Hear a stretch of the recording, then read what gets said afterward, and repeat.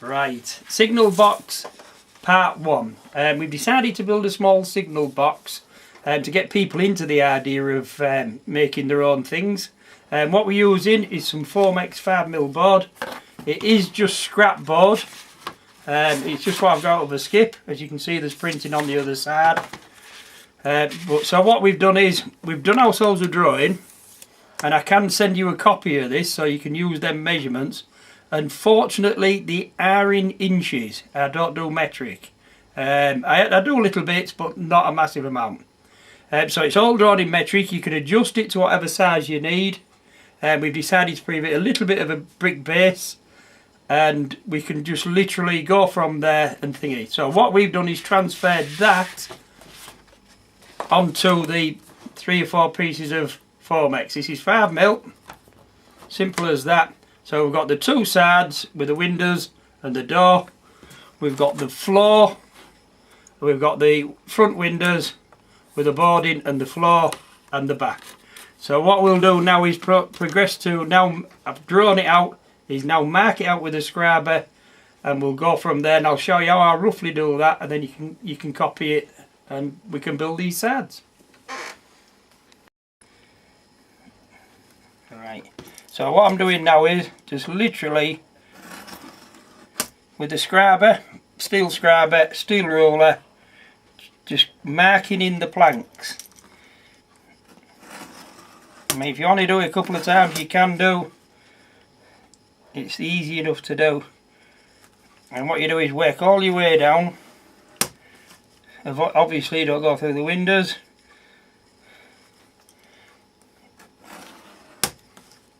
And then you've got the planks in here already done.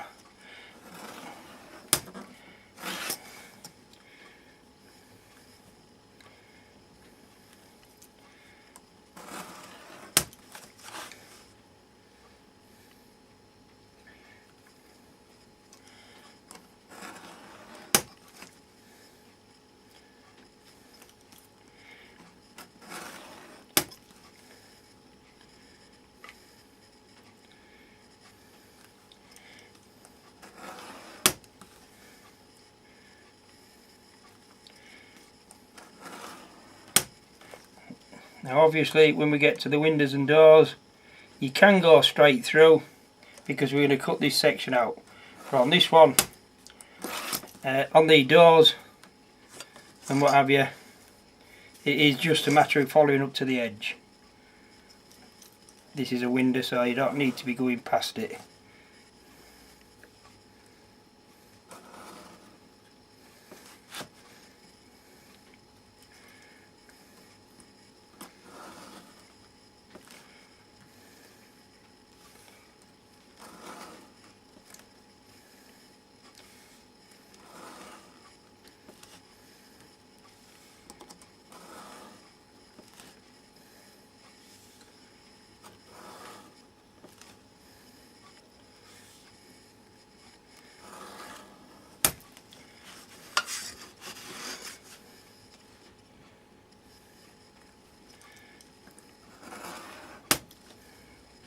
You go all the way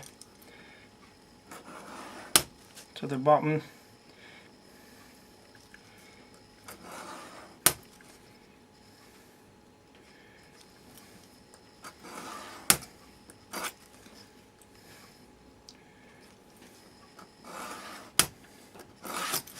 And then the brickwork, you do exactly the same. You score the long lines.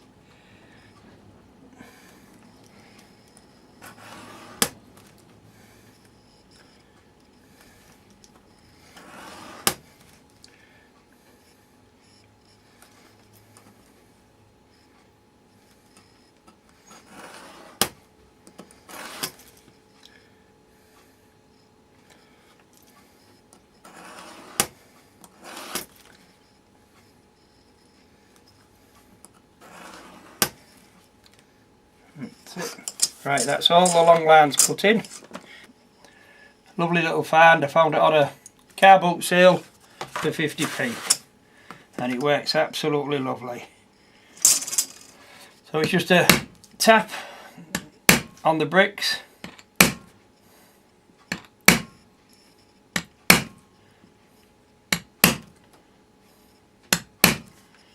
This is really simple building. If you spent the day on it, I would imagine you could do most of the sides and the floor, glue it all together and make the roof. You could virtually end up with a building by tea time. It's not difficult, and it's just nice and simple. As you can see, quite a bit of time spent drawing it out and things like that, but it's not that difficult. It is adjustable.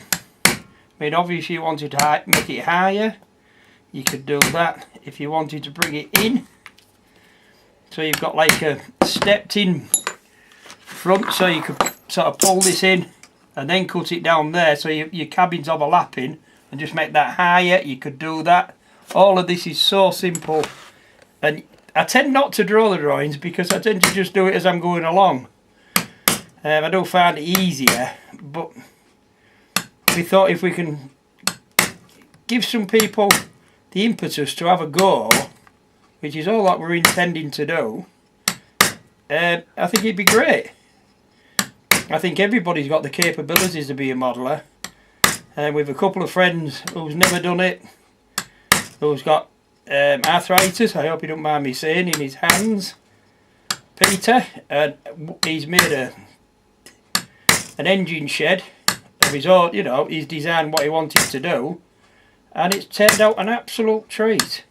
You know, I mean, he's over the moon with it, and it's now offered up where he wants to do more of his own buildings. A lot of the buildings he had was out of scale and things like that, and it's something to do well up for him. He just took his time, didn't rush it, and really enjoyed doing it, and it's not expensive. So that's the marking in done for that side. Now it's a simple matter of drawing it and cutting it out. So again, I'll draw these longitudinal lines down there with a scriber. That does make it easier to cut.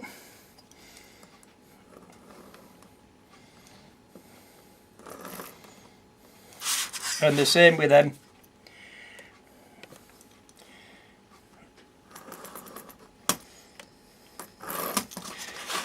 And the same with that one.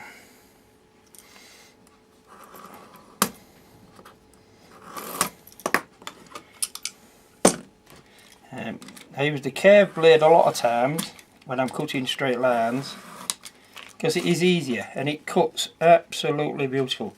The idea is to try and get it so it's cutting it square. Like one of the things Peter says to me was, you cut things and make it look easy and cut it square, but that is just practice. Try and look at your knife, make sure it's running at a straight angle straight down, and then just follow it through. You don't have to put a massive amount of pressure on.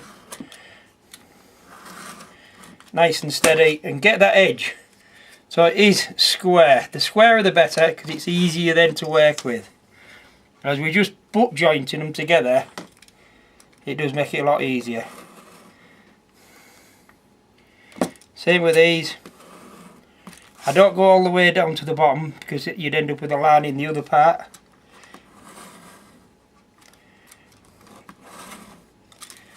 And then the same there.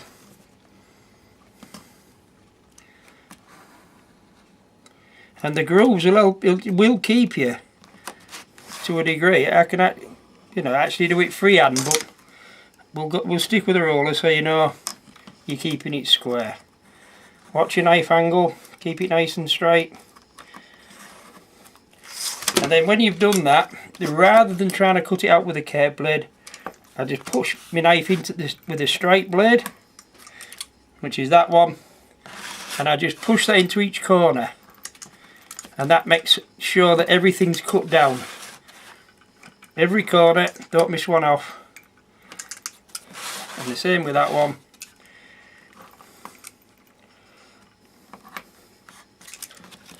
And that is the first side complete.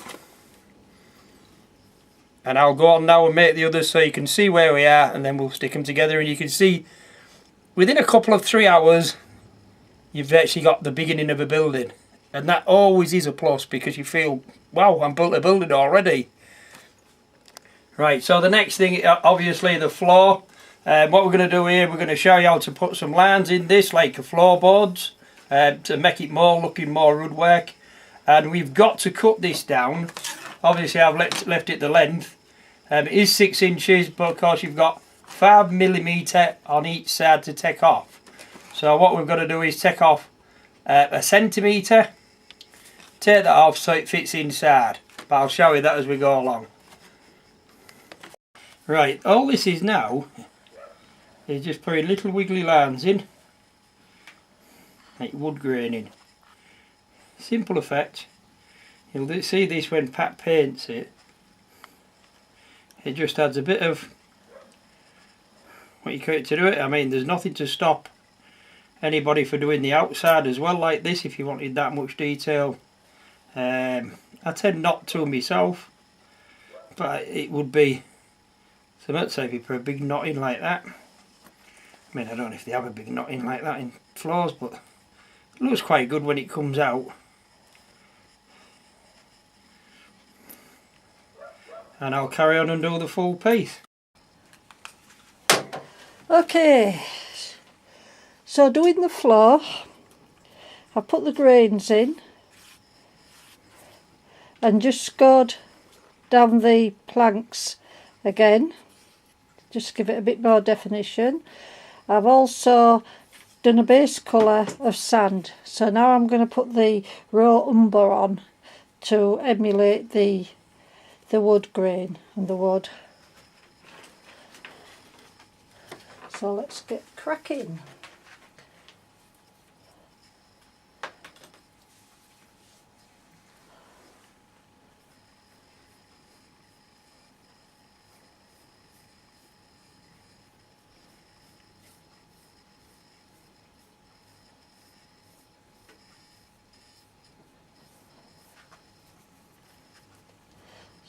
Quite a thin solution, but not too watery.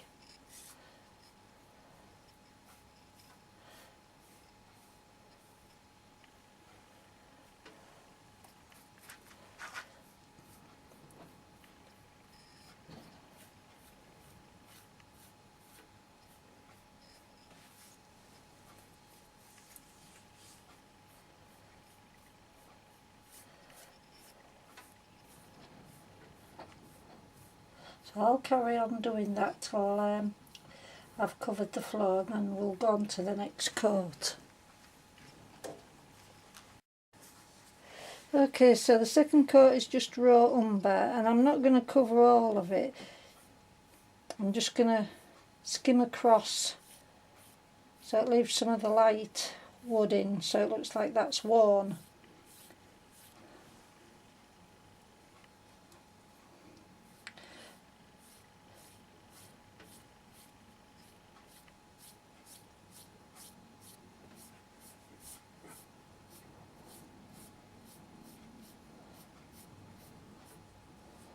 So when that's dried, I will put an extra coat in, and that's just to pick out the sections of the planks.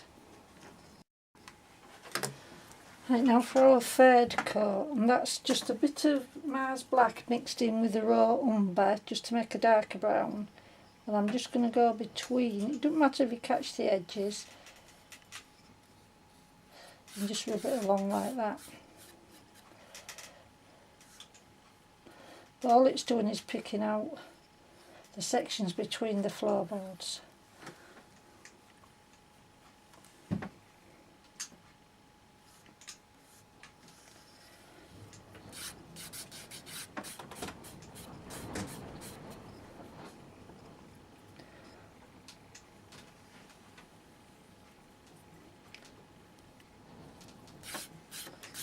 And just go all along, so you've done them all, and then for the bottom, using the same colour but slightly drier brush, we're just going to rub the edges. The dirt always travels to the edge of a floor. And again, just take some off your brush.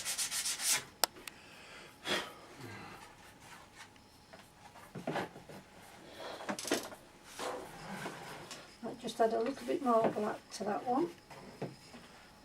Make it a little bit darker.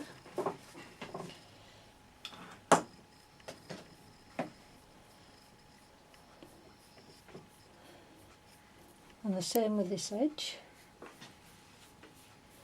Just drag it down. Keep loading your brush. Don't matter if you get a little bit too much on, just work it in.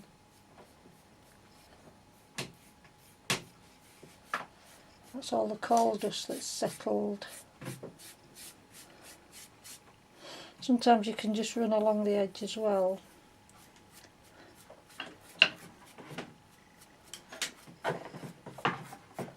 Looks a bit more ingrained. So I'll carry on doing that until I've finished.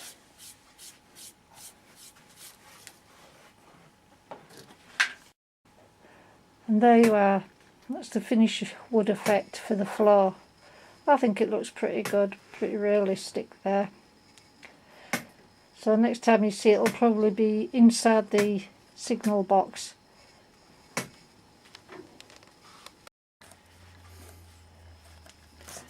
Right, while Pat was painting the floor, the reason we paint the floor first is Pat hates trying to paint the floor while it's actually in the building. It makes it a lot more difficult. So we do always paint it first. I've stuck a couple of sides on, but obviously I need the floor, so I've had to wait for Pat to pull me that bit back. What I'm doing now is just making a piece up for the chimney stack. Now, I'll show you this in a second. This is literally brickwork, straightforward, exactly the same. It's just that again it just gives it a little bit of definition. If you put it on afterwards, you could incorporate it into the planks, but then it'd make it so much more flatter, and if spaces are limited you could draw that in there, but it's only another 5mm, so we've decided just to put it on the back. And you'll see what I mean when I put it on. It just adds that little bit more definition to it. I'll just finish drawing these on. Cut that off.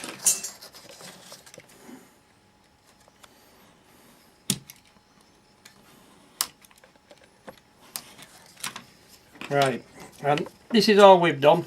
Obviously I'll tap the brickwork in. We'll glue this onto back to match up with the brickwork, and then obviously you cut all the edges in as well, so it all looks as though it's proper bricks. We've dropped it short of the roof because when I put the roof on, I'll stick the chimney to the roof, which makes it more easy to handle than when you're taking it off and it just lathers up with a course of bricks. I'll carry on. What I'm doing now is I've tapped the bricks in, the down part, and this I'm just putting some little nicks into it, lining up with the brickwork underneath on this side. And when I turn it over, you'll see what I've done. I just wiggle my knife, just give it a little bit of wiggle, and I'm putting a course of bricks, as though it is a course of bricks sticking out. It's not. If you didn't do this, you'd look odd with just a blank face. So this one, I will put this in the drawing. I'll add this into either that top sheet. I don't think I've got space, so I'll wait on the second drawing. I'll add this piece in, then you can see where it is, and you can make it yourself as well. I'll take the round it off a little bit, just set a little bit off the back, and then we've got what we've got there now is a brick column. And that is our chimney breast when it's glued on. And that adds, again, a little bit more definition to it, and it'll look quite smart. So the next stage now is to glue the sides in and cut the floor to size. So I'll cut that and then show you where we're going to go from there to stick it in. Right, so what I've done, when you put lines in these, you tend to just get a little bit of a curve in them, so I'll just ease it back a little bit. Not too much, you just want to get it straight. And what I've done is, I've lined out inside where my floor's going to go. So there's lines all the way around. Just so you know where it is. And I only stick one edge. It's very difficult to try and align all this with two edges. It's not as easy as it looks. So my answer is just do the one. Get that in properly right from the off. It's a matter of dropping it in, making sure it touches your lines and there, and then just hold it in. Give it a little spray at the back. Line it up so it's running down your lines inside, even though you haven't stuck them, and you know it's going to be square. I just use a bit of accelerant just to keep it, make it what you call it, dry quicker. Next one is literally we're going to run a piece down the back. Now because you're using this activator, it will push the glue through with capillary action. So that will come right through to the other side. And again, just give it a few seconds.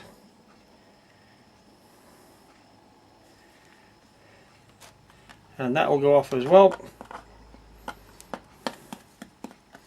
That's that side. And the same with this side. Just a bead of glue down the back where you can't see it. Make sure it's nice and in line. And then just give it a quick spray. And that'll do that one as well. Press it down that it's nice and tight. On this grey you can actually see the activation of it. On the white you don't notice this. But it actually melts it. It gets hot if you put your fingers in this. When it's actually activated like this, it is quite hot. It can burn you. So it shows you it doesn't come apart. You would break this before you break that joint.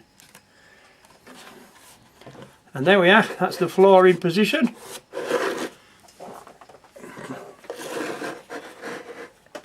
And now we've just got to stick the other end on, making sure everything's lined up. Everything's nice and tight. Turn it on its side. Just check fit your walls. Just make sure there's no hard spots. Like that.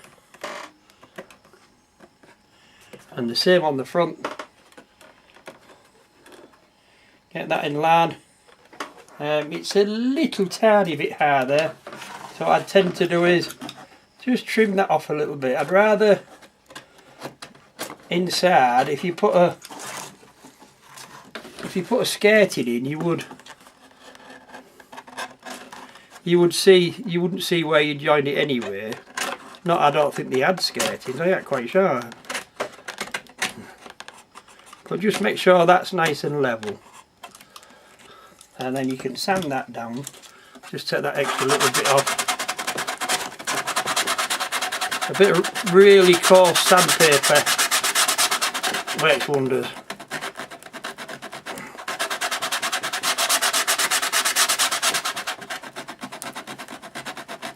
So it's nice and neat.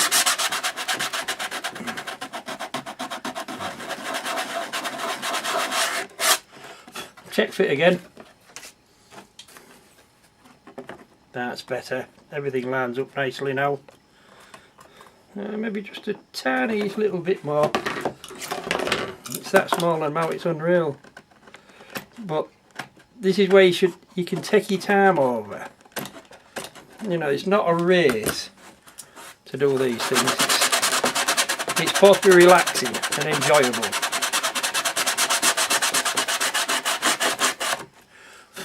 So there we are, that's that.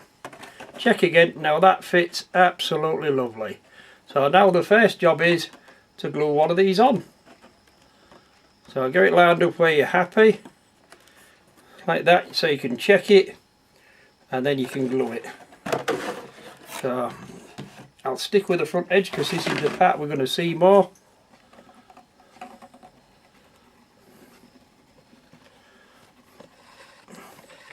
And I will go down there just a little bit, but it's not imperative. Halfway. Get this so it's nicely lined up.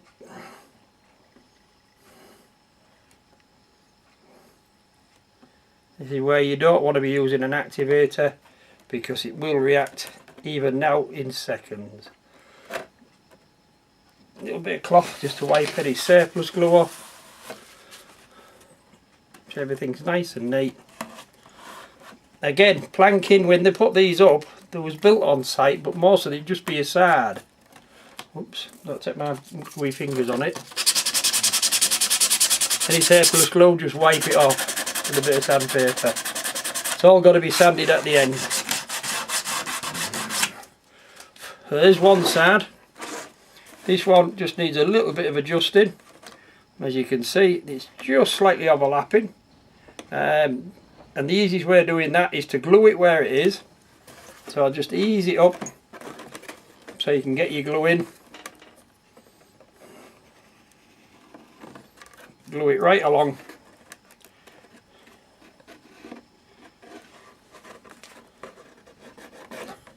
Drop it where it needs to be. On there.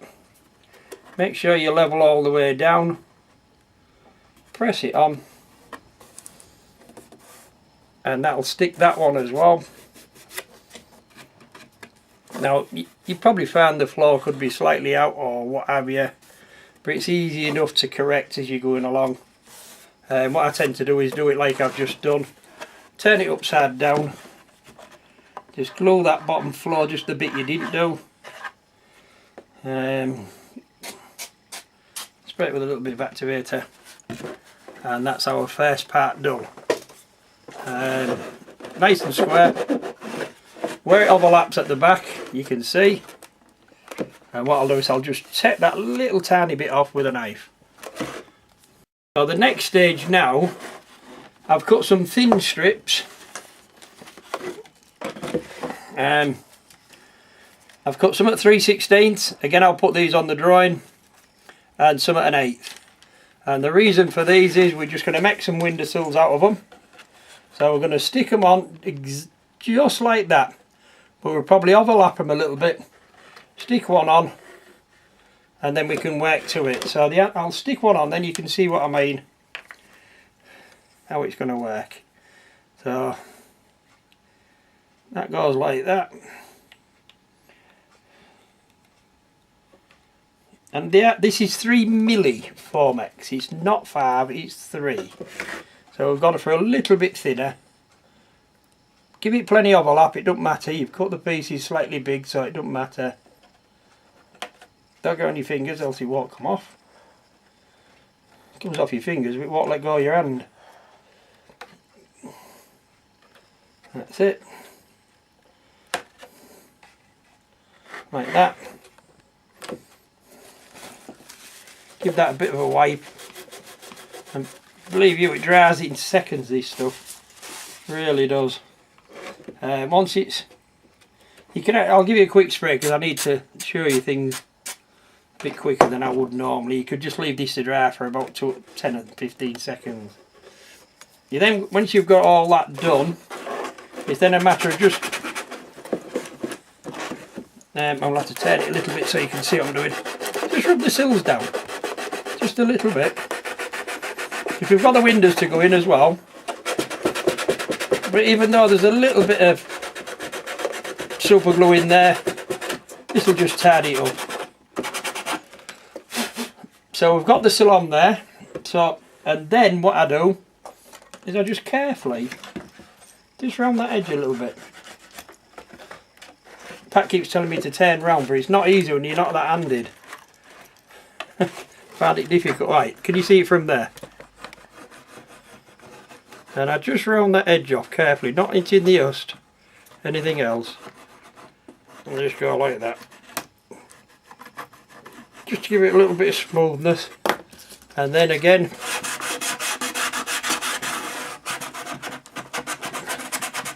just get it nice and neat. A little bit of time spent doing everything nice and neat does make a difference. Like corners where you've cut the window out, there's maybe just a tiny little bit in the corner.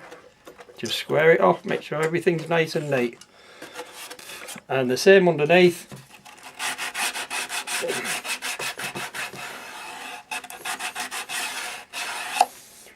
That's the front one, so that'd be like that. And then what we'll do then is we're using a thinner one just to give a bit of definition to this. So we're going to glue this on there exactly the same. Remind me to do the brickwork because that's not been done. I'll just quickly mark these.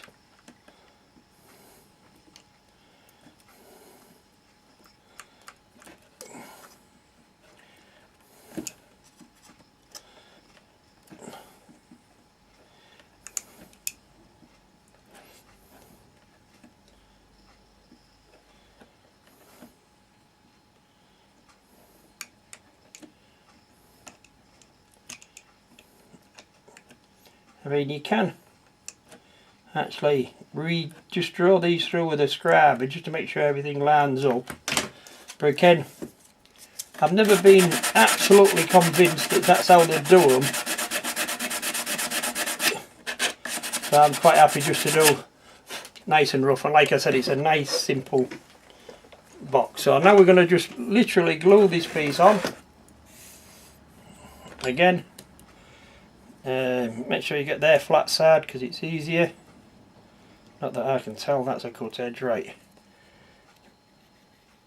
These can be a little bit tricky because it is super glue you're working with. It's not always the best thing to work with, but it works extremely well with this type of thing. So you turn that over, just level with the bricks. And see. Just like that. Press him on.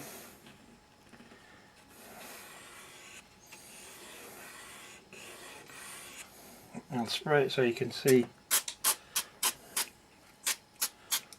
That's it.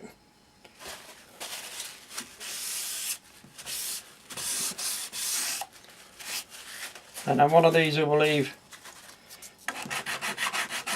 Keeping everything nice and neat all the time. I never go back and think, oh, I should have done that later. I do it there and then, keep it absolutely smooth and tidy. And that's virtually, that's got to go all the way around with the bottom one. Right round up to the brickwork. And these just go to the end of the sill, just a little bit of an overlap. So you're virtually putting that on like so, with just a little bit of an overlap just to give it a sill on the front of there. And then trimming the ends off. The next bit I'll just stick the back on and then I can show you where that goes up to. And you can go from there. You need to stop, I think. Yeah, 7.5. 7.5, so it's 3 3/4 in it, so it's roughly there. Is the centre. So that would line up with that. And that'd line up with that. Right, so I'll just quickly stick that on. So now I'm just going to stick the chimney on. Same stuff, as you can see, this is the side what was sprayed with something for an advertisement or whatever it was.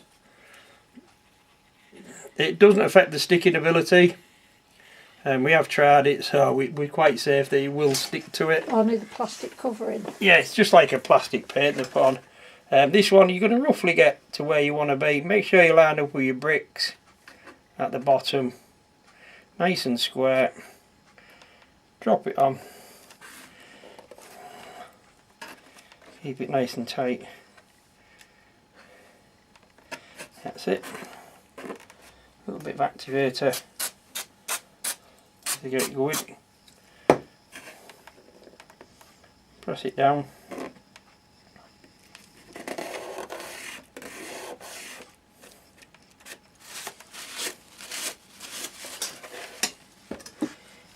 And that is the part of our chimney. Like I say, again, We're just going to go around to there so it gives it a nice finish all the way around, and then it's ready for the next stage, which is literally starting on part 2, which will be the roof. Right, there we are then. So I've got the strips on all the way around at the bottom.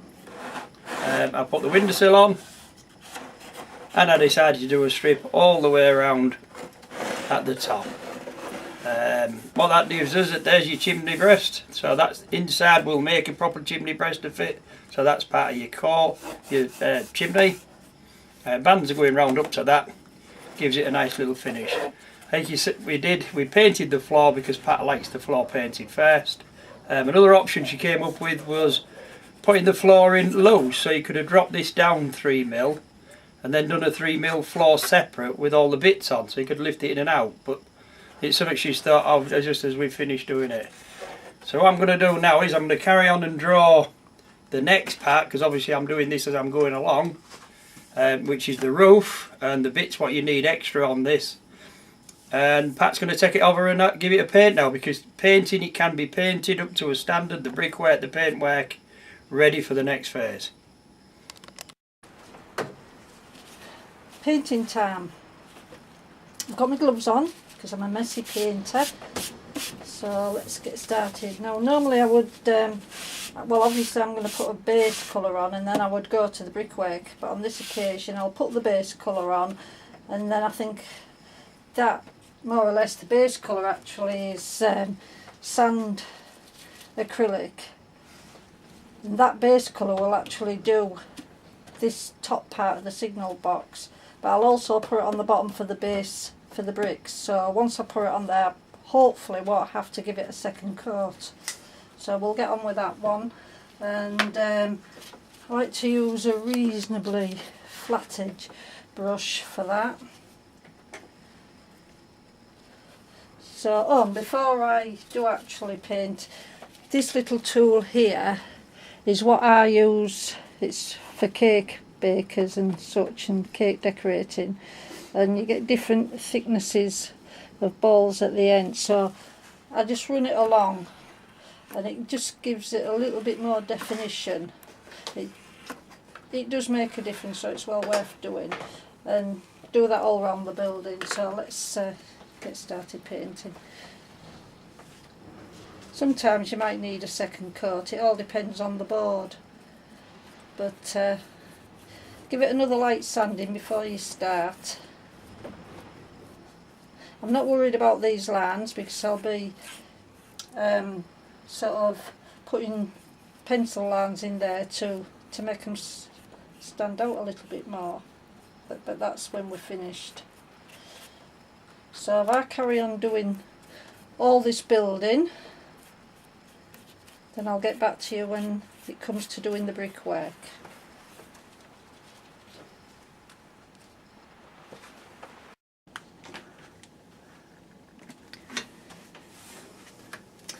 Okay, as you can see, it's now been, oops, see, this is why I wear gloves. I'm not the neatest painter. It's been painted all around, including the brickwork. Sometimes we actually, these strips of wood for decoration going around with, sometimes paint a different colour. Our railway is usually a green, so sometimes we'll do them green, but we do like to ring the changes now and again. So I'm quite happy with that, so I shall leave that at the moment and we'll start on the brickwork now.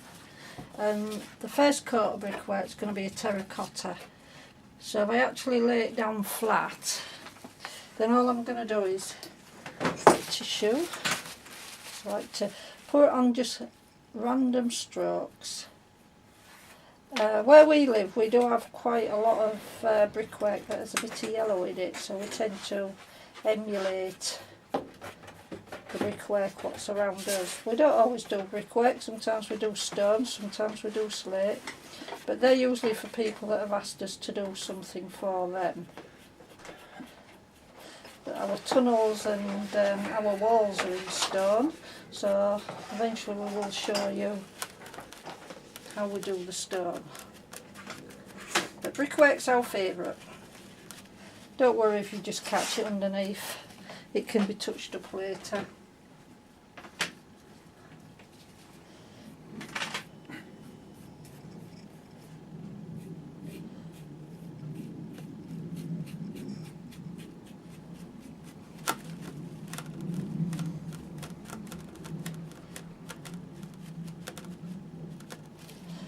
So I'm going to go all round now and do the brickwork in the same fashion with the first coat of terracotta, and then I'll move on to the next. Okay, so the second coat's had a few minutes to dry. As I say, acrylic dries really quick, but with the heat in the workshop today it's dried even quicker. So what I'm doing now is I just want to pick out the brickwork so it looks like a load of dust and that has fallen over the years. I can't do it too dirty because Steve likes a clean railway. He doesn't really like a dirty railway, so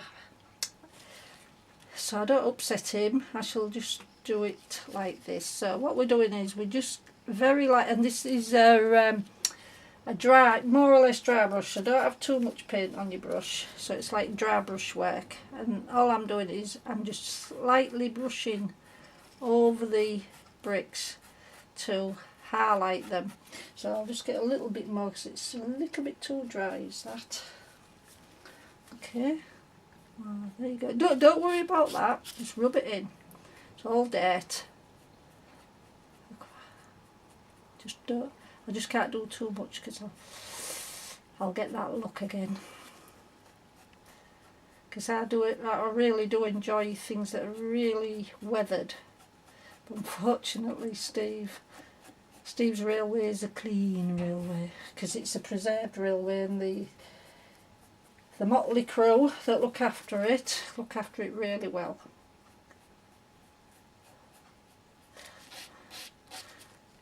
I'm alright saying this because he's actually gone to make a cup of tea, so look forward to that.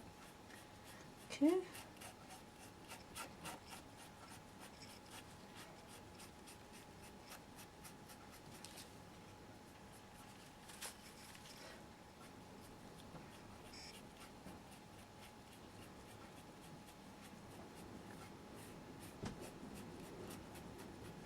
A bit more on the corners, I think.